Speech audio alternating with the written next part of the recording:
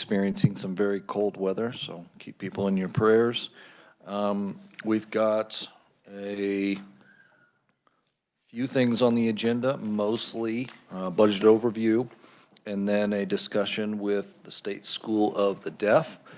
But before that, are there any bill introductions? Seeing none, we will move on to our budget overview. Go for it. Thank you.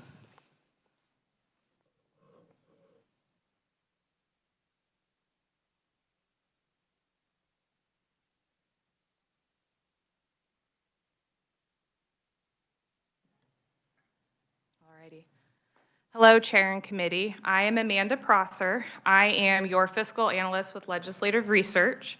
I'm going to be presenting the budget summary for Kansas State School for the Deaf. After I finish, we will also have John Martello available to give a brief presentation. The superintendent was unable to be with us today. She's not feeling well, and so he will cover for that, and he's a fantastic individual. He's been around a long time, and so he can answer lots of questions for you. Interesting, the school was founded 164 years ago, back in 1861 in Baldwin, and then a few years later it moved to Olathe, where the school continues to operate today.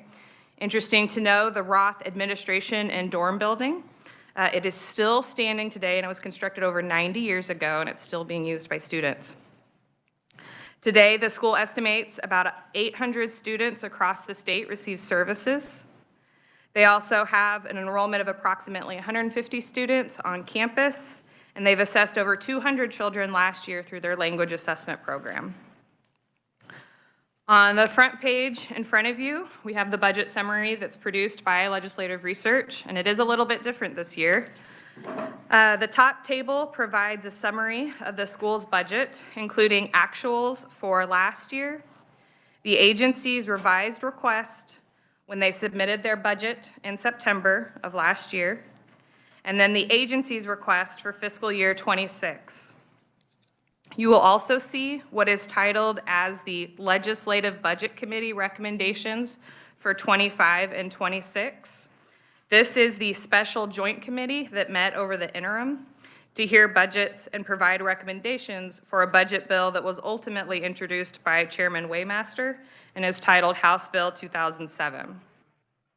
And if you look at the yellow stripes across this front page, you can see that the Special Legislative Budget Committee concurred with the agency's revised request in fiscal year 25.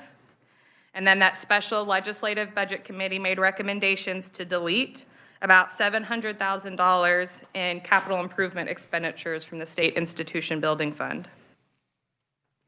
If you flip forward to page 2, you can see a more detailed analysis of the current year, which is 25. Here in the middle box, figure 3 shows that the agency is requesting a revised estimate of $16.8 million in expenditures from all funds for fiscal year 25, including $12.1 million state general fund. There is no change in the state general fund from what was approved last session, but they are budgeting a decrease of about $1 million in expenditures paid for with special revenue funds and federal funds. Moving down to the third table, you can see that the agency had about $156,000 in unspent money in the language assessment program account that was reappropriated to fiscal year 25. The statute for this program, it's KSA 75-5397E. That requires the annual language assessments and monitoring of developmental milestones for all Kansas children who are deaf or hard of hearing, birth through age 8. And this program was initially created with a partnership for KSDE, KDHE, and the Kansas Commission of the Deaf and Hard of Hearing in 2018. And initially, the School for the Deaf absorbed most of those costs, and then there was a point where KDHE and KSDE provided some temporary funds for it. But I think it was the 2022 session where the legislature approved permanent funding with state general fund after ARPA funding. So, as one might expect, the school spent all of that ARPA funding that they received in its entirety before then using their state general fund appropriation. And so consequently, that's why we have a small amount that's reappropriating forward. Moving down the page, you can see the agency has no supplemental requests for fiscal year 2025. And then in other changes, you can see that because the school is receiving less in federal and special revenue funds, they're making adjustments to their expenditures and seeing some shifting there. They're using more state general fund for contractual services. I'm sure John Martello can explain some more of this. My understanding is what's happening is that the school has to contract out what is known as a certified deaf interpreter, which again, my limited understanding is different than an ASL interpreter. And so when they're trying to staff, sometimes they have to contract out those services. So that's why you're seeing that contractual services jump. Lastly, most importantly with this table, and you'll see this in all our documents, you're going to see on the right-hand side of that table where it says that Legislative Budget Committee, you can see that for 2025, that LBC, that specialized LBC concurred with what the agency submitted for their revised request. And so there's no change in the current year. And the governor's recommendation when her bill came out, or her proposal, I'm sorry, same thing. They've all concurred with the agency's request. There's no changes in the current year. Now you can flip to page 4. You're going to see the 26 analysis, and this is where it gets a little more interesting.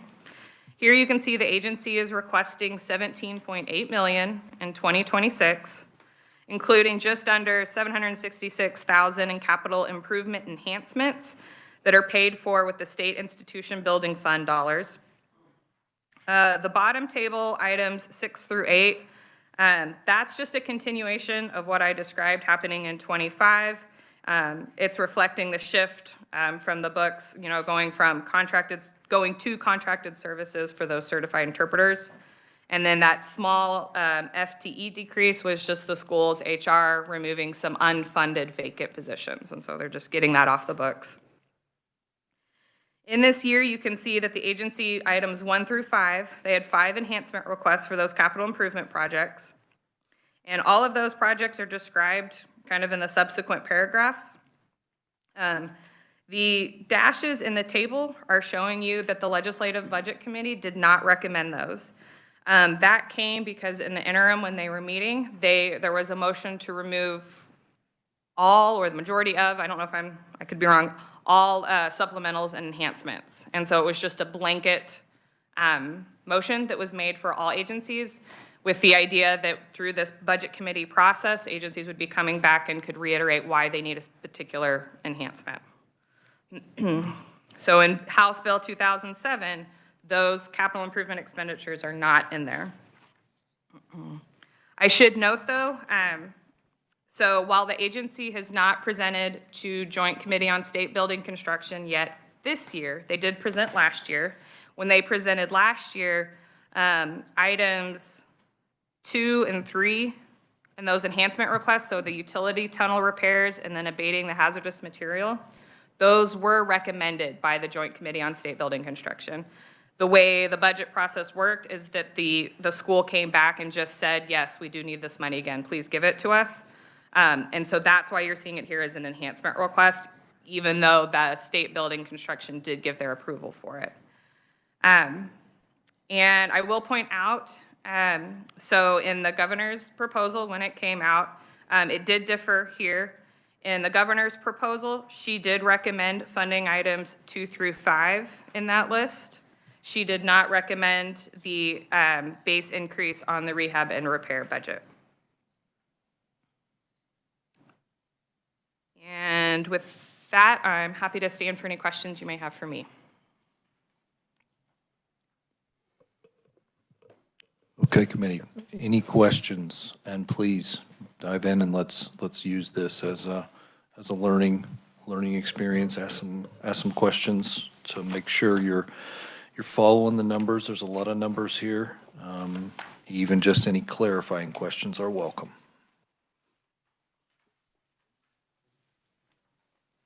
Representative Estes. Thank you, Mr. Chairman. I just want to make sure I understood you correctly. When we look at the percent change, the driver of that 9.8% SGF increase is from shifting things from all funds to state general fund, not totally, but mostly. What page are you referencing? Page 1.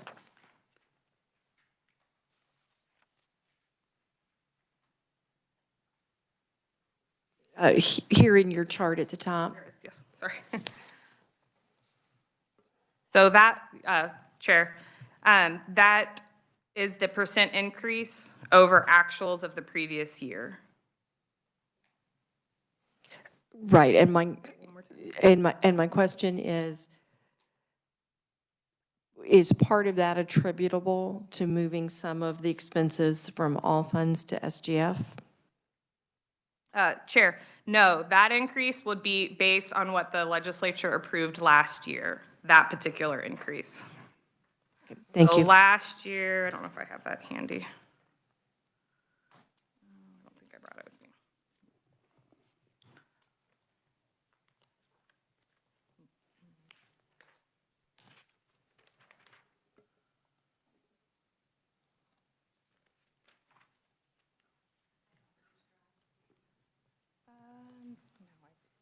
Thank you. I apologize. No, so the increase that you're seeing in that particular column is going to be based on what the legislature appropriated last year compared to 2024. And I can get you the specific list of items. I'm blanking to be able to speak. No, that's okay. You That's got what me to see what I needed to see. Thank you. Representative Steele. Thank you, Mr. Chair.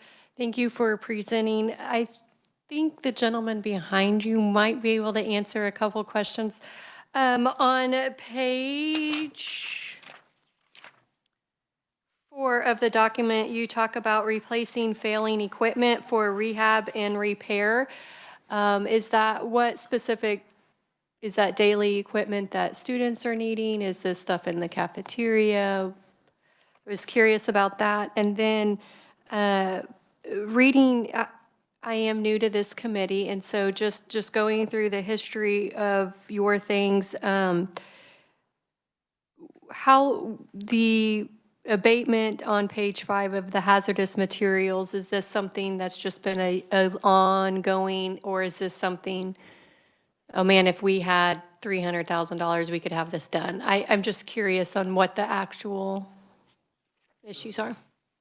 And for our minutes, would you state your name and organization, title, all that good stuff? John Martello, Kansas School for the Blind, Kansas School for the Deaf, I'm shared, and facilities operations, and I can answer all your questions in detail. When it comes to the facilities. So when it comes to general rehab, those would be things like, an example that recently happened, not too long, sewer line collapsed. Had to go and repair that. We'll have HVAC equipment, after its life expectancy. It doesn't cool when we want it to, got to go and replace it. Just equipment that just has end of life. Refrigeration that has to be replaced. Those things are just general rehab. Then we have the special projects, the things that we want to do, like roof replacements, and in the case of the abatement, what we do is we leave things alone until we have to touch them. So when we're going into the tunnels to go ahead and make repairs, that's when we have to abate the asbestos that's around the pipes that are down there. And so then we'll have to abate it before we can go down and fix it. So the two are actually tied together. And then when that's done, then we will leave whatever we don't need to touch for another day.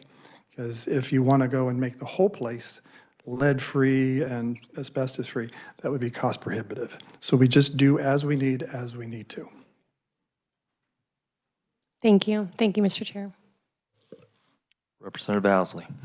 Thank you, Mr. Chair, and thank you. And I think that kind of answers my question, because at the Joint State Building Construction Committee approved the utility tunnel repairs and the abate, I was thinking it was because we were already in there doing something else, and it was cost effective to go ahead and spend that money now, take care of it now while we already were in there and had it open. Exactly. They're tied together.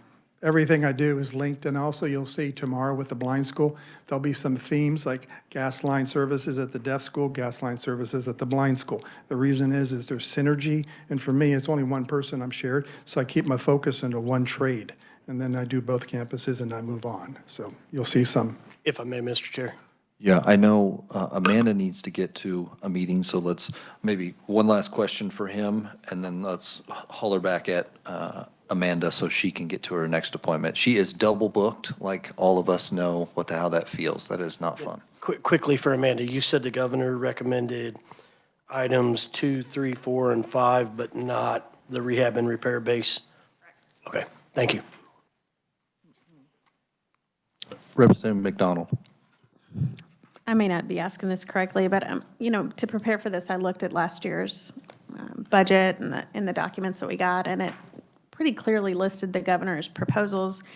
And I understand that our process is different this year, but like from a procedural standpoint, for the things that have dashes here, are we in this committee going to be making a motion to add in this or that? Or like, how is this going to work? And then just for example, when Representative Ousley mentioned that the governor's in favor of 2, 3, 4, and 5, but not 1, I really don't see any mention of the governor in this document so far, and that's pretty frustrating because I understand what we're trying to do, but I think we're putting the cart before the horse a bit. Well, I think that is, anytime there's a first-year try, and even Chairman Waymaster said this in appropriations, that there's going to be some things that we bump up against that would have been helpful to have that. I would kind of agree on the same sheet of paper, if we have the space, to include the governor's rec, or have a second sheet that is a supplemental aid. That's what we had in appropriations. I would love to have that, you know, but in first year, appreciate the comment. We're going to run into some things that could be better next year, and let's pay attention to those things, and let's add them in this year as we can, but definitely have them for next year. So unless you have any comments around answering those questions. Yes, sir. Excellent. Ms. Light. We can get, Jennifer Light, KLRD, we can get the committee, the differences between the governor's recommendation and the legislative budget recommendation. If you would like that, we can have that prepared for you as well. So that is something we can have done, it's just not done for today. It will be a separate document. It will not be part of this document, but we can get the same sort of paper as was provided to House Appropriations today. Let's go ahead and shoot for that at our earliest convenience, whether that is for tomorrow's budget that we hear, or if you can send one out for today's at your earliest availability. And as far as how tomorrow is going to work, I will meet with research and revisers to make sure I'm doing it right, because honestly, I haven't done it this way either. So I'm trying to kind of step in a new pond here and do it as best I can. But there will be some motions. There will be some things that we are trying to, you know, one for me, I'll just say it. I do not want gas line service scares Jason Getz of, you know, a school not being safe for kids, and kids are still there, and maybe we should do something about that so on our watch something terrible doesn't happen. So I know we're under different budget restrictions this year, which hopefully all of you know of, but I think we can still take care of some things, and what we need to deliberate tomorrow is what are those things, and would love all of your input. We probably won't agree, but maybe we can come to a consensus of, or we're reaching a conclusion together. Representative McDonald. Just to clarify, like, is this the sort of thing we need to have amendments prepared for, or is it just going to be on the fly? I like this, let's do this. Who wants to do this? What's the process? I would like for there to be either through the revisers or just from your own printed, what time constraints are going to be like on that is kind of another tale that maybe our revisor Nick he told me earlier in committee there's a lot of bills moving through the process that they're working on, but I know they will help us as much as they can. Just a day's notice may not be enough, but if we need to not work this until Wednesday to give more time for those things to be printed up, I would be okay doing that as well. It would help me if it was written, then we're not just doing a bunch of verbal stuff and we're getting confused. I really don't want to do that. Small verbals, I think Chair Estes kind of mentioned this in a meeting or in committee. Small verbals are, we need to change a word or two. Big concepts, we need to be able to look at it.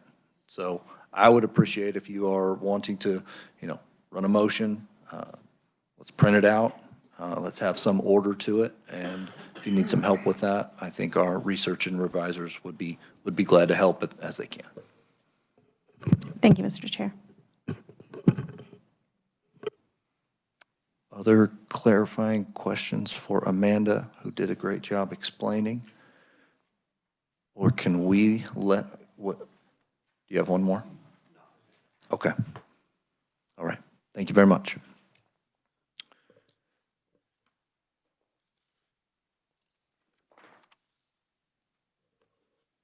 Sir, you are up next, or are we going online? I know there are some who are online. I'm a proxy. Superintendent Luann Barron could not be here, and she does have her testimony she wanted for the committee. Excellent. So I'm going to stand in for her and present it, and then also stand for questions. We welcome you, sir. Thank you. Thank you. Thank you, Chair and members. On behalf of Luann, wish to thank you for the opportunity for the testimony.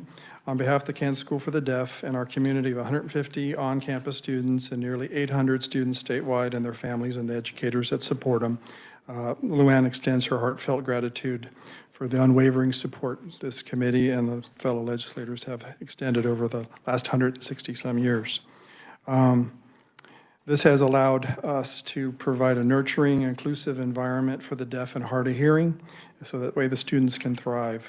The investment in many areas have been profound in their impact and has enhanced educational programs, improved the infrastructure, and created opportunities for students to achieve success comparable to their hearing peers.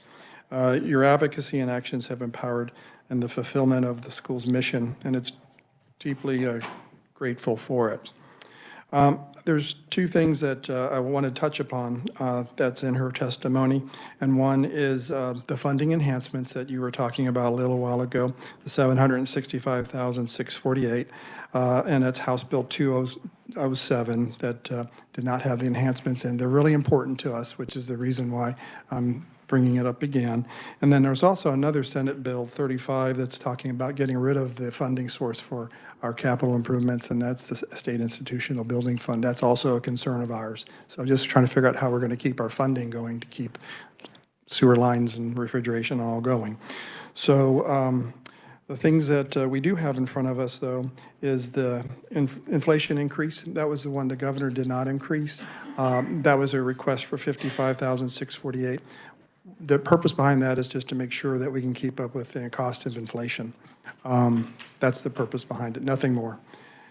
And then the rest of those are pretty well self-explanatory. The tunnels, the asbestos abatement, the mechanical room with the gas line dedicated to the building, and then the Taylor Gym roof replacement.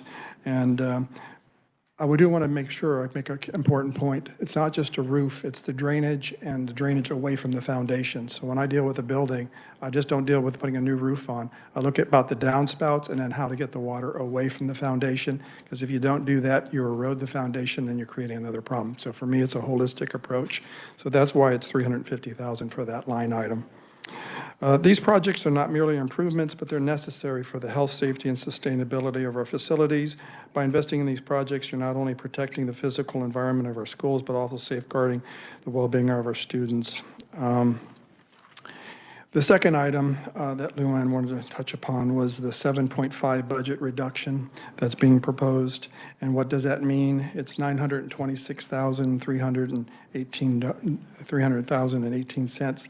This reduction would jeopardize some essential programs and positions on our campus, and so I'll just explain what those are.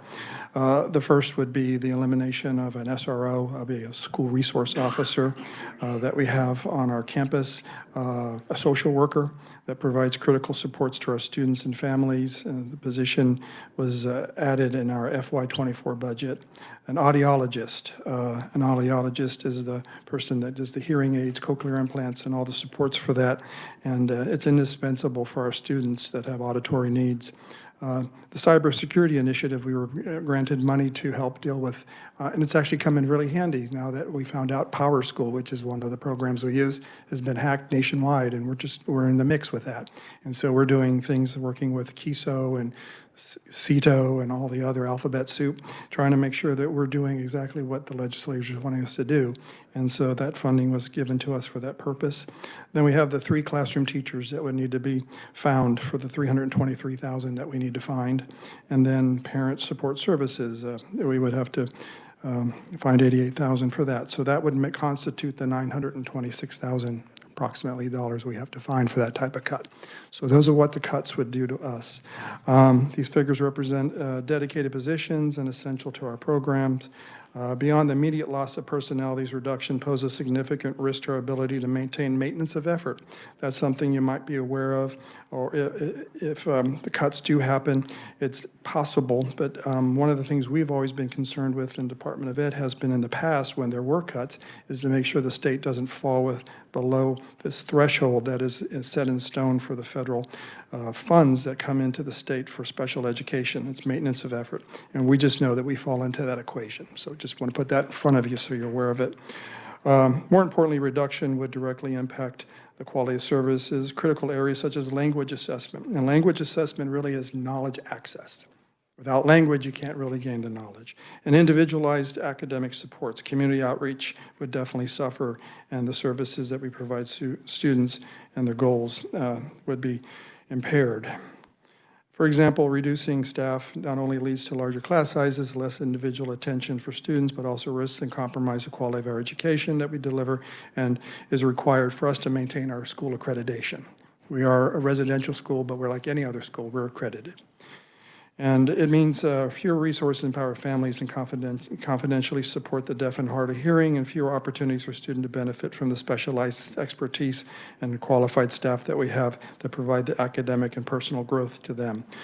Students that rely on us to provide those services, and a reduced in budget would compromise the very foundation of these services, risking academic and personal growth for students across the state. In conclusion, Luann says she respectfully asks that you consider the far-reaching consequences of the proposed 7.5 proposed reduction. This reduction goes beyond fiscal impact. It compromises our ability to provide education and support to our students that deserve it. That's her testimony. I appreciate it, and I wanted to give a clarifying remark around the 7.5% reduction that it's not just for School the Deaf. This was sent out to all agencies that are the funds are. There was about 3 little caveats, and KSDE, that was a lot of theirs that money that goes to districts that was exempt from this. So it would have just been admin on the department, but it directly impacts because their funds are SGF. And this was, all agencies got a request from the appropriation chairman and the speaker and leadership to say, what would it look like for you to cut 7.5%? And I don't know if that is going to happen. I don't hear that we are supposed to push for that, but it was a request of, if we ever get to that point, you do your evaluations and are able to say, here's where we would start, and here would be the damages that, from our perspective, from the department's perspective, that would happen. So I appreciate that. It's not an easy thing to, think through, reducing almost 10% of your budget, but it was an ask, and I appreciate the report. Do we have any questions on the testimony that we were just received? Representative Steele. Well, I apologize. Mr. Chair, when I asked my questions earlier, I didn't understand that the revisers went and then they gave their testimony, so I apologize for asking questions out of line. Learning curve on the freshman over here. I do, if we just looked at what the governor, the governor said she would support items number 2 through 5. I guess when I look at that, the gas line seems, that's, like Mr. Chair, that's crucial, that's important. Minus out the gas line, that gives you 3 things. What is the most crucial that impacts direct student learning on a daily basis? So like your house, if you don't have a roof, does it impact your livability? If you don't have a wall, you don't have a window, it's hard to pick which is more important. They're all collectively, holistically important. So for me, it's a little hard, but I would say the gas line is always most important. And then I would have to pick the service tunnels, because they're just not tunnels that are there just for us to walk through. They're actually service tunnels. They're our utilities. If they collapse, we could lose a segment of our campus. And of course, the asbestos abatement goes hand in hand with that, because we can't get in the tunnels and do any of the work until it's abated. So those two are sort of tied, so it's second A and B. The roof, whether we do the roof 1 year or not, it's not like it's actively leaking. I'm trying to be proactive here. So we could kick that can down the road and not do the roof for a year. But there will be a time when I'll be before you and I'll say, I really do need the roof. And by the way, I got buckets right now, so I need the roof like yesterday. So I'm trying to get things on board before end of life, get before the committee, so that way then when you appropriate the money, a year later, I go out for bid. I know I've lost about a year, and it's part of my end-of-life planning for 10 years, which is the 5-year capital budget I do for the Joint Building Committee. And so we could kick the can down the road for the roof. But if I had to pick, that would be the order. Thank you very much, and thank you for your service to those students. Oh, thank you. Representative Owsley. Thank you, Mr. Chair, and thank you for being here. Thank you for the testimony. Hell of a message to be the substitute deliverer thereof. So I don't envy your job here today. Just to kind of piggyback on the previous questions, the ice dams right now, you say your roof's not actively leaking.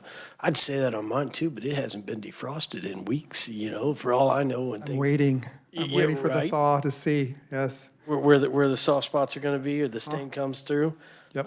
And then just one more thing, being on the building construction committee, deferred maintenance equals capital improvements.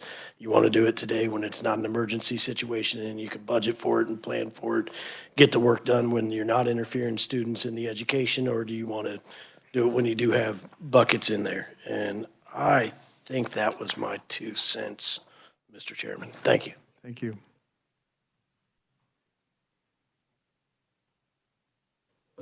If nobody else has a question, I have one.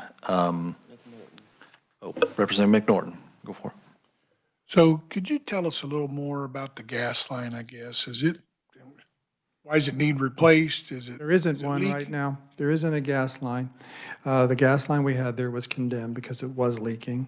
And so right now, the boiler that is for the pool in that area is an old steam line. And I'm in the process of condemning all the steam lines because it's the old way of heating a campus. You have to turn the boiler on to heat one building, but all the buildings get heated. It's very inefficient. So I've been going through and taking them all down and making each building stand alone.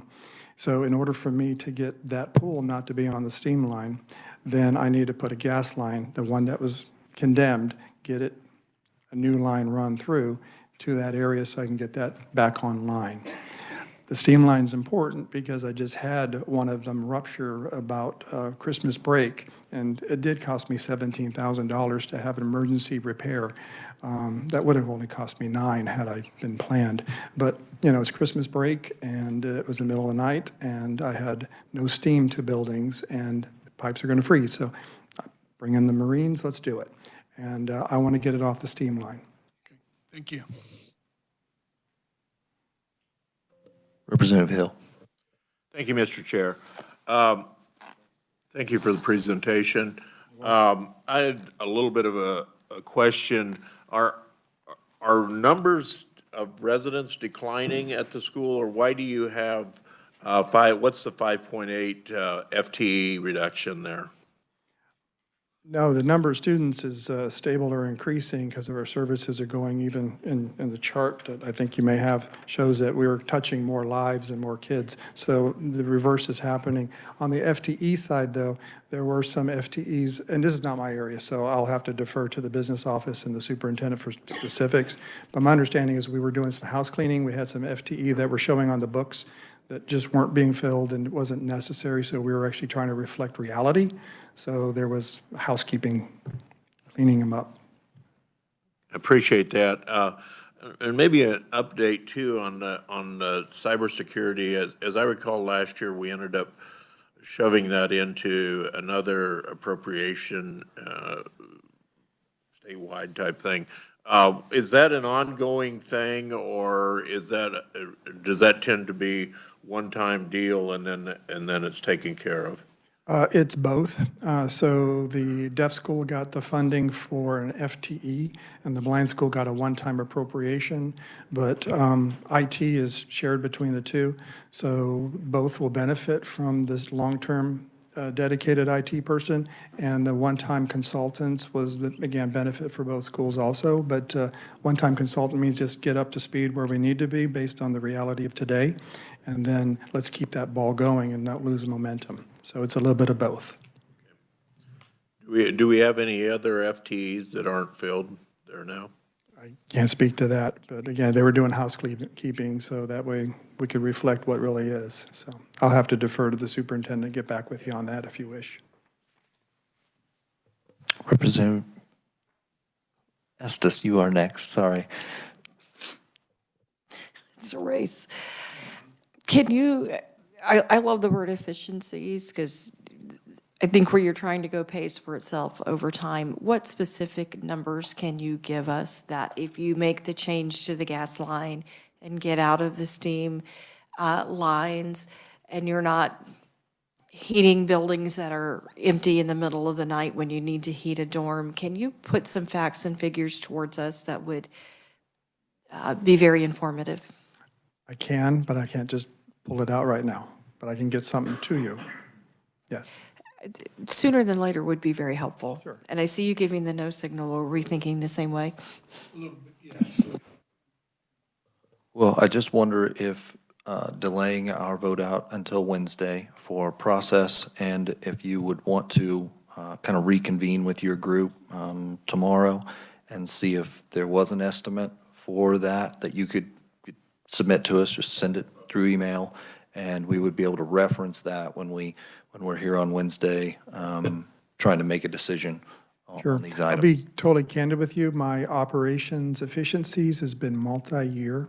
So this one gas line will be very difficult to pull out since I've been going through building by building over multiple years, making them off the steam line system.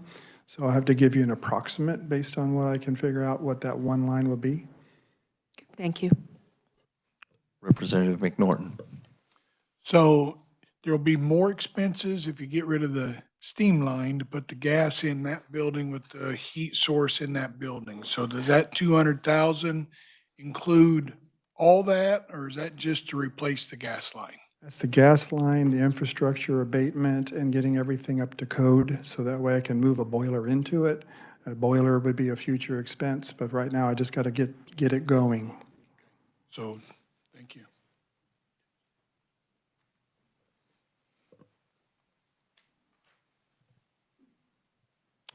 Any other questions? Okay, well, we appreciate your testimony and your recommendations, and we will take them into high consideration. It's been a real pleasure. Thank you. Thank you.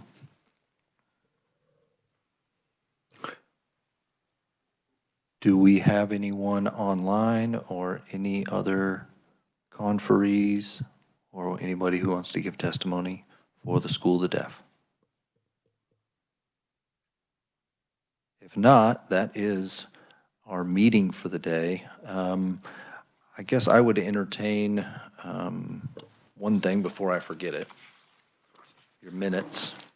If everybody take a look at the minutes real quick, we'll come back to what we were just talking about.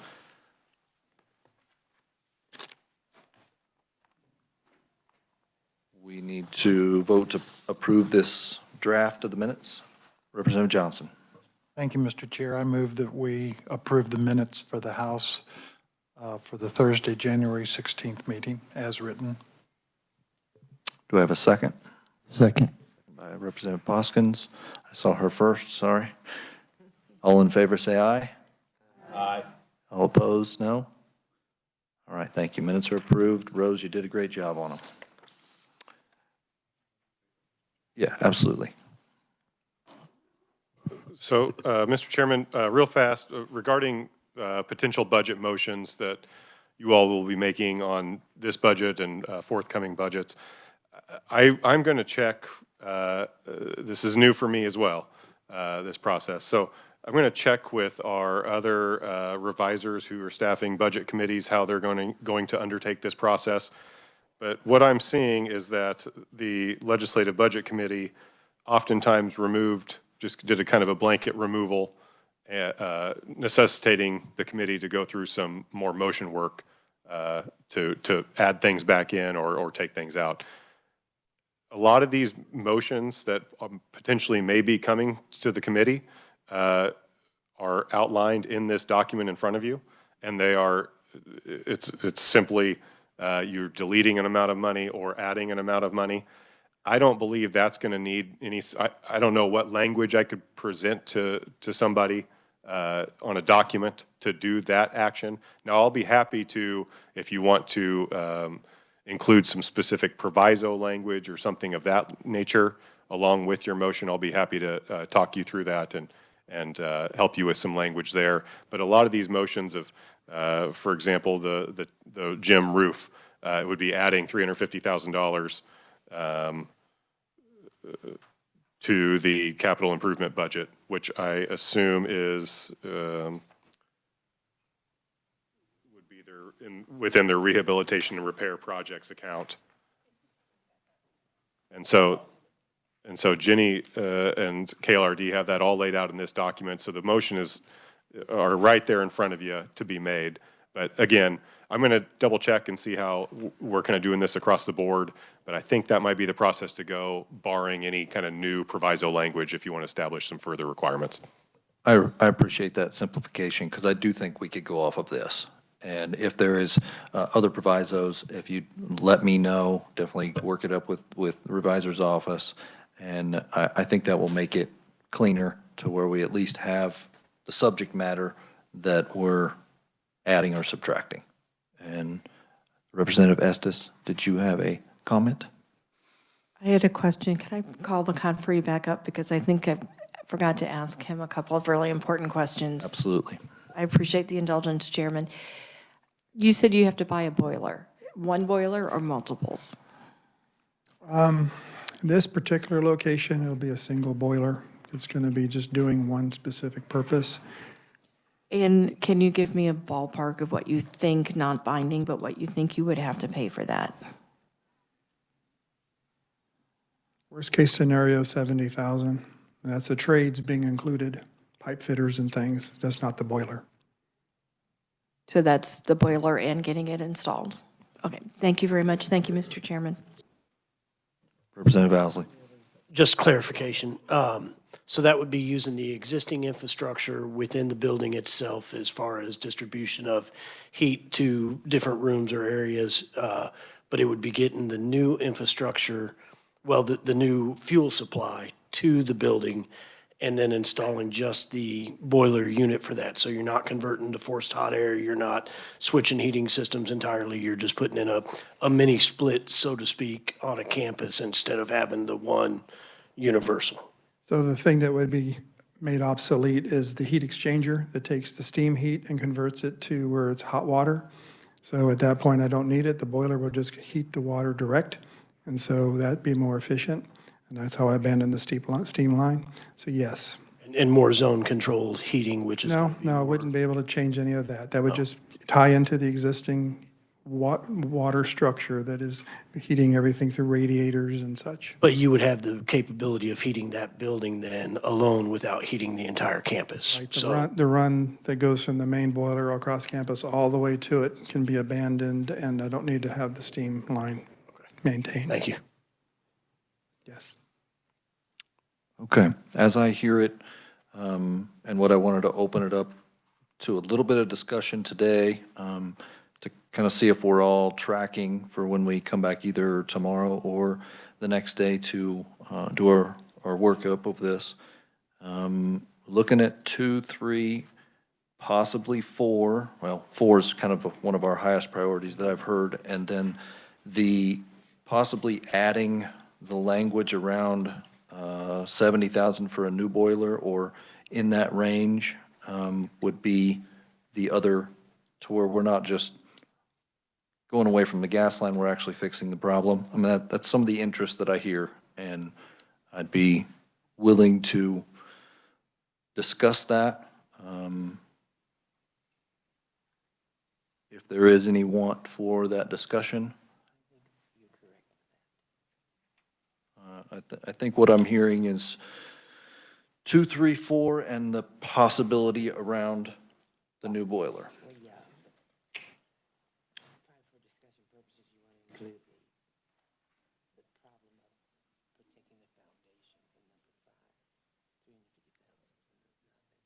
Sure. It's not there yet. Discussion and put it in, then you can always take it out. Representative Nguyen, would you like to bring that up for discussion? I would say cast a wider net for discussion purposes, and then you can always, if you have the agreement to not look at, we're talking about number 5, but he's saying you're not talking about a new, where did John go? There you go. You're not talking about replacing the roof. I'm sorry, I just want to know where you were. That this, well, help me correct me. I made the notation that you're talking, it does say replace a roof, but the problem you're trying to solve is that you won't later have to repair the foundation, that drainage away from the foundation. When I go a roof, I look at the whole building. It's roof gutters and getting water away from the foundation. It's the whole thing, But that 350 does all that. address replacing a roof. Yes. Okay. So, thank you. So go back to my point, you may want to cast a wide net for discussion purposes, not to limit it right now. Broader net of discussion topics. Mr. McNorton. Thank you, Mr. Chair.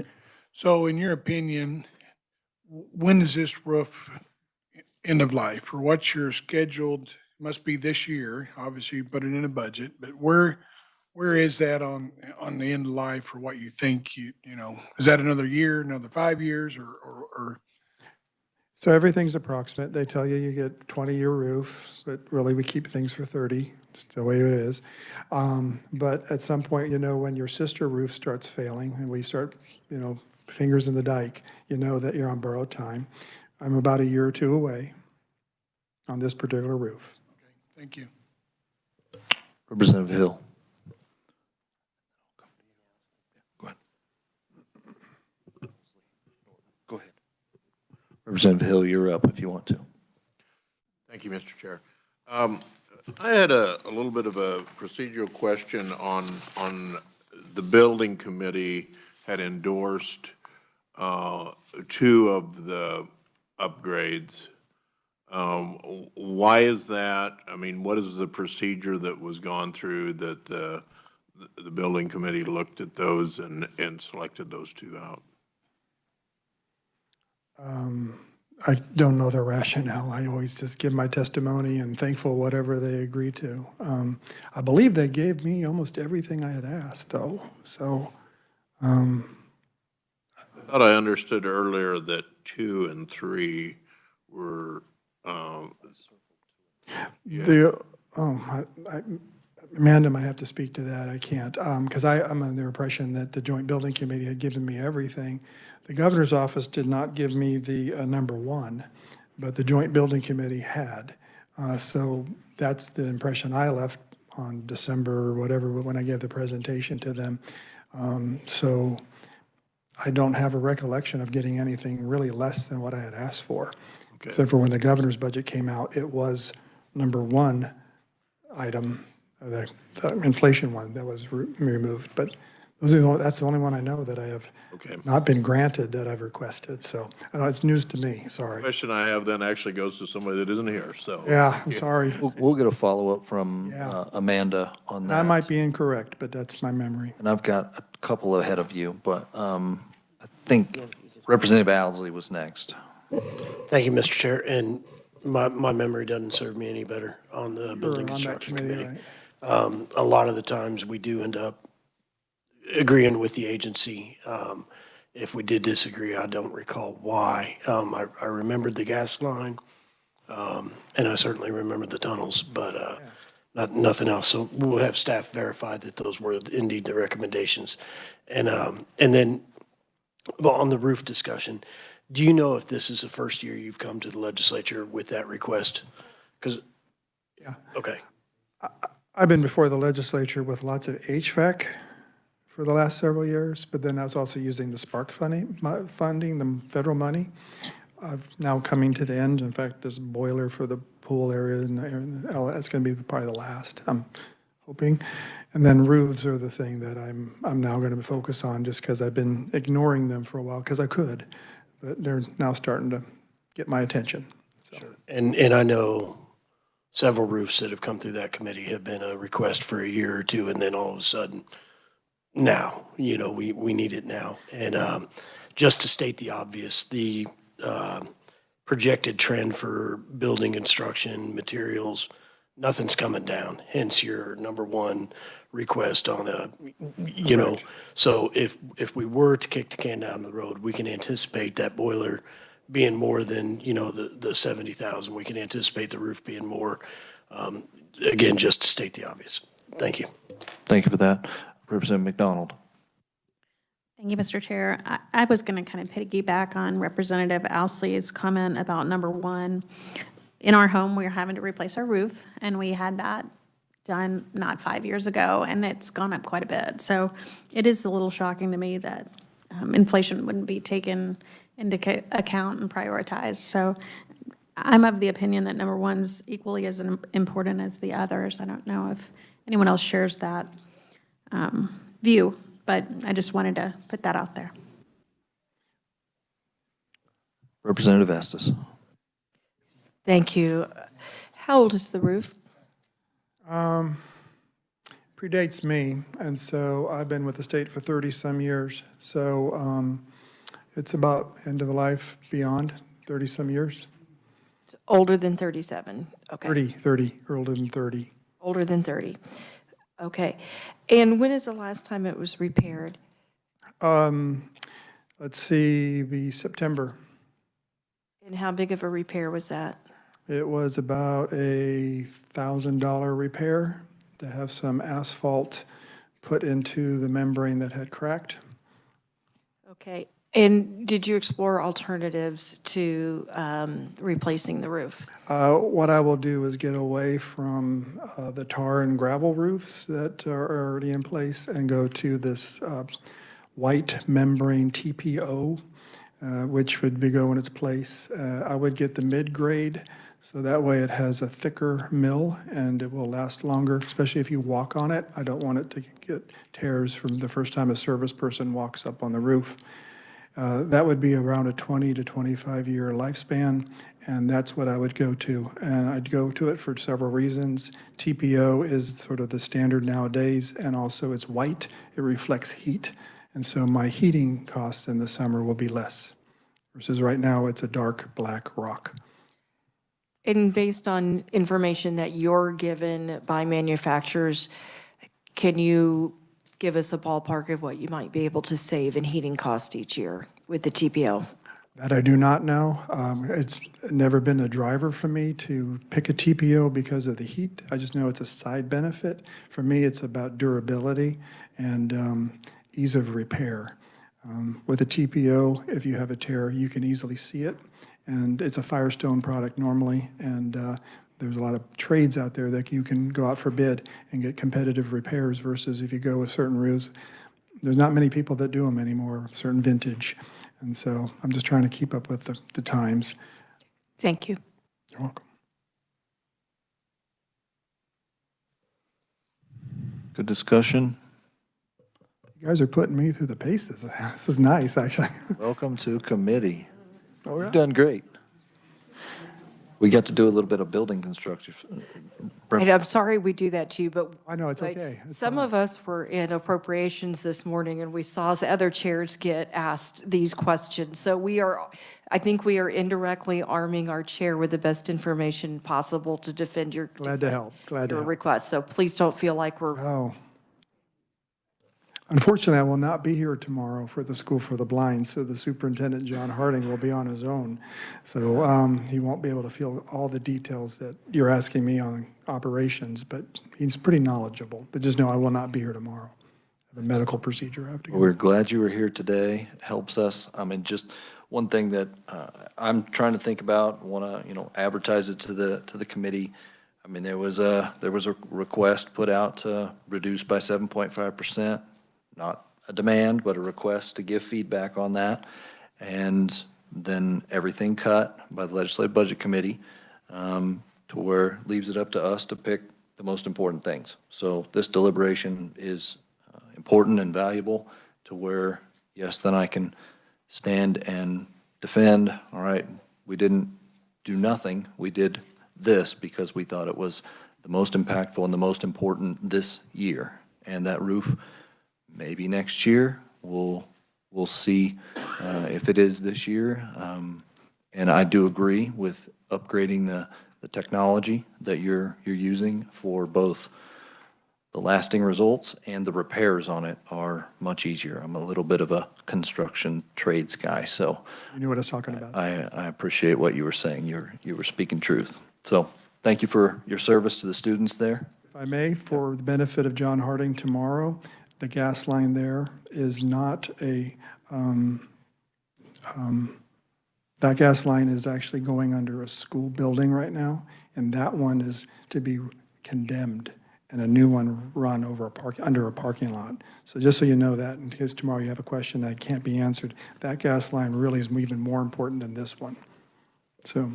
I remember looking at these a while ago and thinking that very same thing. The one that was going under the building that was still in use definitely scared me, so. Yes, and so that's a really important one for tomorrow's presentation. Yeah. Thank you for your testimony. If there is nothing else for the good of the committee, we are adjourned 30 minutes early, just to